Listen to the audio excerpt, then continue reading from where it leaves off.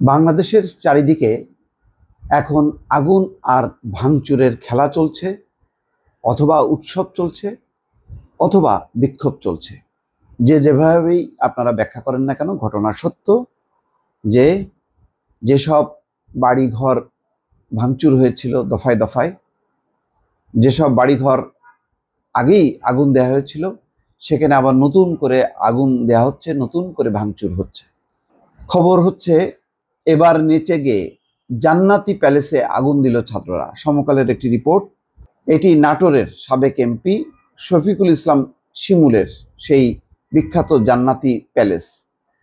খবরে যেটি সমকাল প্রকাশ করেছে, নাটোরের সাবেক এমপি শফিকুল ইসলাম শিমুলের পোড়াবাড়ি আলোচিত জান্নাতি প্যালেসে আবারও আগুন দিয়েছে বৈষম্য বিরোধী ছাত্র আন্দোলনের নেতারা। আবারও, তার মানে ওই 5ই আগস্ট বা তারপরে আগুন দেওয়া হয়েছিল, আবারও দেওয়া হয়েছে। গতকাল বুধবার রাতে শিক্ষার্থীরা শহরের কান্দিভিটা এলাকায় এই আগুন দেন সাবেক এই এমপির বাসায়। এ সময় গান বাজিয়ে নাচানাচিও করেন তারা।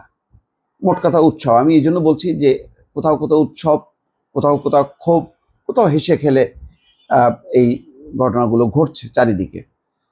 এবং সেখানে এই ক্ষেত্রে আইন শৃঙ্খলা রক্ষাকারী বাহিনী, পুলিশ বা তারা কেউ বাধা দিচ্ছে না। ফলে বিপুল পরিমাণ উৎসাহ উদ্দীপনা শুরু হয়েছে, বিশেষ করে নাগরিক কমিটি এবং বৈষম্য বিরোধী ছাত্র আন্দোলনের পক্ষ থেকে।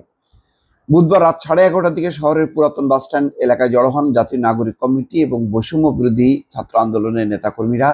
মাইক বাজিয়ে মিছিল নিয়ে কান্দিভিটাস্থ শিমুলের জান্নাতি প্যালেসে যান এবং আগুন দেন। প্রায় 1 ঘন্টা পোড়াবাড়ির ভেতর ছিলেন ছাত্ররা। এ সময় ছাত্র নেতারা বলেন, পতিত স্বৈরাচারী আওয়ামী লীগের কোনো অস্তিত্ব বাংলাদেশে থাকবে না।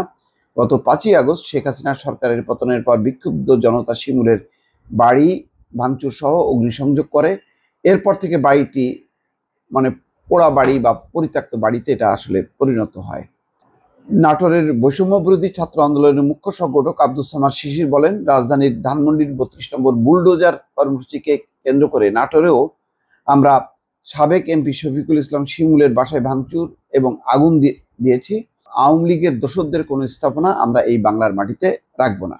এদিকে নিচাবাজার এলাকায় ছাত্র জনতার সাবেক পৌর মেয়র উমা চৌধুরী জলির বাড়িতে ইটপাটকেল নিক্ষেপ করে। সাবেক মেয়রের বাড়িতেও 5ই আগস্ট হামলা চালিয়ে ভাঙচুর সহ অগ্নিসংযোগ করেছিল বিক্ষুব্ধ ছাত্র জনতা। অর্থাৎ যেই সব পয়েন্টগুলোতে অগ্নিসংযোগ দেওয়া হয়েছিল গতবার, সমস্ত জেলা জুড়ে এখন সেগুলো চলছে এবং এক ধরনের উৎসব। নতুন একটি রাজনৈতিক দল সামনে রেখে হয়তো এই শক্তিটা তারা প্রদর্শন করছে।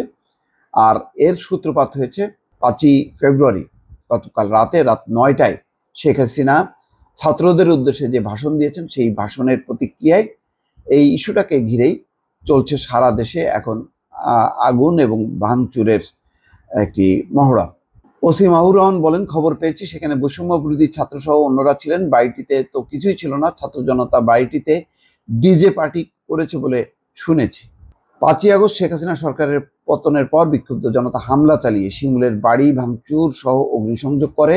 পরদিন পোড়া বাড়ি থেকে 5 জনের মরদেহ উদ্ধার করে পুলিশ।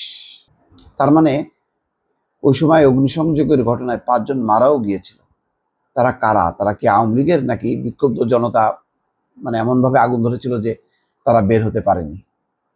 এত বড় ঘটনার পর আবার নতুন করে বিক্ষোভের, আনন্দের, উৎসবের সূত্রপাত হলো গত রাতে। দর্শক ভালো থাকবেন। আল্লাহ হাফেজ।